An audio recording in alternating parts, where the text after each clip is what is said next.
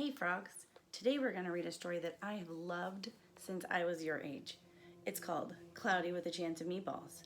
Maybe you've seen the movie, but have you ever read the story?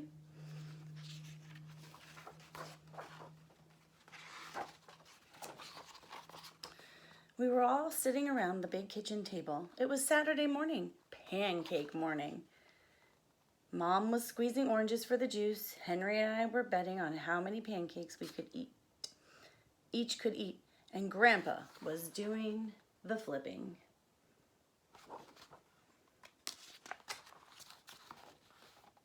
Seconds later, something flew through the air, headed toward the kitchen ceiling, and landed right on Henry. After we realized that the flying object was only a pancake, we all laughed, even Grandpa. Breakfast continued quite uneventfully. All the other pancakes landed in the pan, and all of them were eaten, even the one that landed on Henry.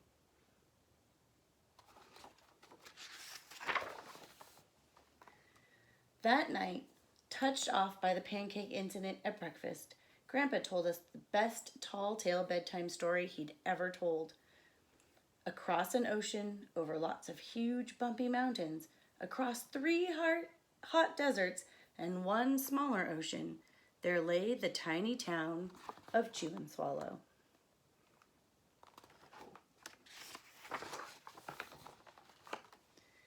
In most ways, it was very much like any other tiny town. It had a main street lined with stores, houses with trees and gardens around them, a schoolhouse, about 300 people, and some assorted cats and dogs. But there were no food stores in the town of Chew and Swallow. They didn't need any. The sky supplied all the food they could possibly want. The only thing that was really different about Chew and Swallow was its weather. It came 3 times a day at breakfast, lunch, and dinner. Everything that everyone ate came from the sky.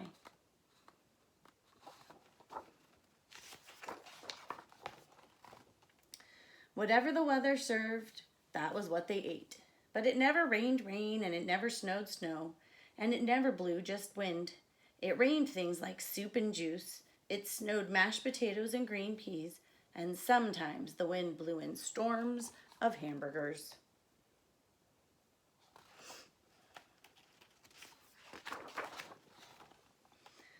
The people could watch the weather report on television in the morning, and they would even hear the prediction for the next day's food.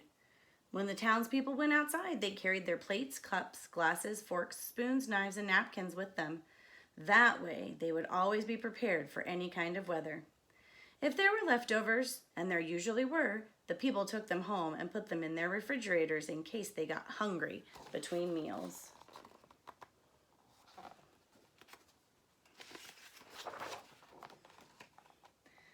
The menu varied. By the time they woke up in the morning, breakfast was coming down.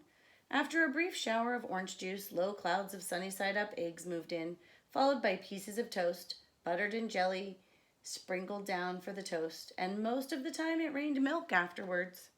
For lunch one day, frankfurters, already in their rolls, blew in from the northwest at about 5 miles an hour.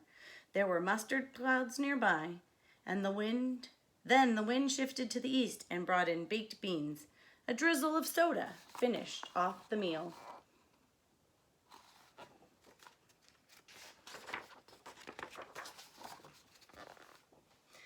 Dinner one night consisted of lamb chops, becoming heavy at times with occasional ketchup.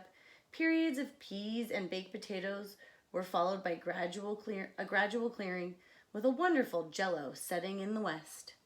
The sanitation department of Chew and Swallow had a rather unusual job for a sanitation department. It had to remove the food that fell on the houses and sidewalks and lawns. The workers cleaned things up after every meal and fed all the dogs and cats. Then they emptied some of it into the surrounding oceans for the fish and turtles and whales to eat. The rest of the food was put back into the earth so that the soil would be richer for people's flower gardens.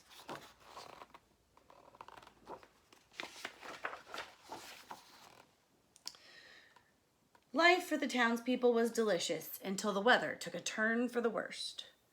One day there was nothing but gorgonzola cheese all day long. The next day there was only broccoli, all overcooked. And the next day there were Brussels sprouts and peanut butter with mayonnaise. Another day there was a pea soup fog. No one could see where they were going, and they could barely find the rest of the meal that got stuck in the fog.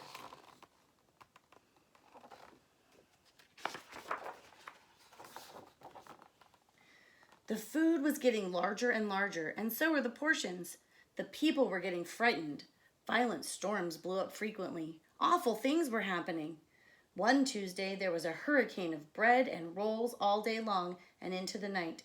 There were soft rolls and hard rolls, some with seeds and some without. There was white bread and rye and whole wheat toast. Most of it was larger than they had ever seen bread and rolls before. It was a terrible day.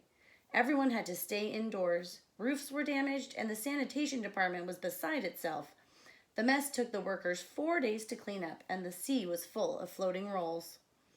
To help out, the people piled up as much bread as they could in their backyards. The birds picked at it a bit, but it just stayed there and got staler and staler. There was a storm of pancakes one morning and a downpour of maple syrup that nearly flooded the town. A huge pancake covered the school. No one could get it off because of its weight, so they had to close the school.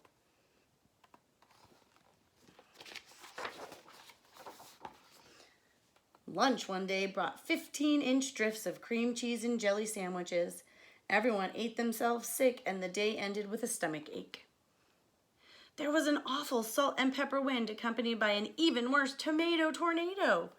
People were sneezing themselves silly and running to avoid the tomatoes. The town was a mess. There were seeds and pulp everywhere.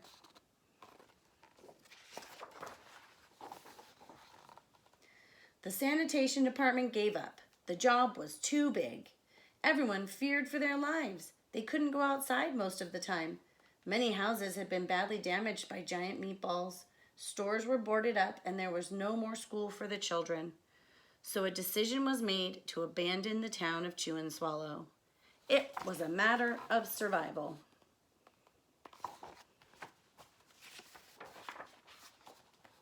The people glued together the giant pieces of stale bread sandwich style with peanut butter, took the absolute necessities with them, and set sail on their rafts for a new land.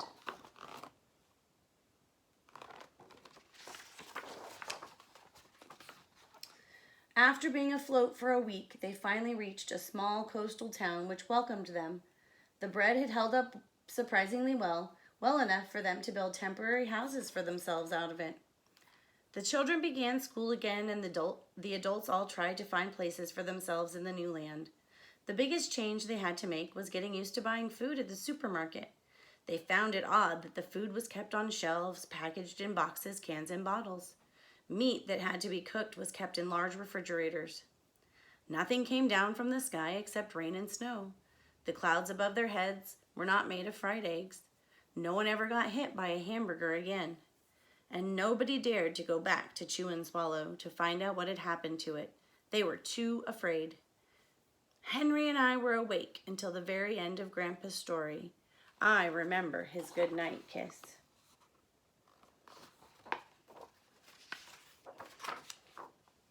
The next morning we woke up to see snow falling outside their window. We ran downstairs for breakfast and ate a little faster than usual so we could go sledding with Grandpa. It's funny, but even as we were sliding down the hill, we thought we saw a giant pat of butter at the top, and we could almost smell mashed potatoes.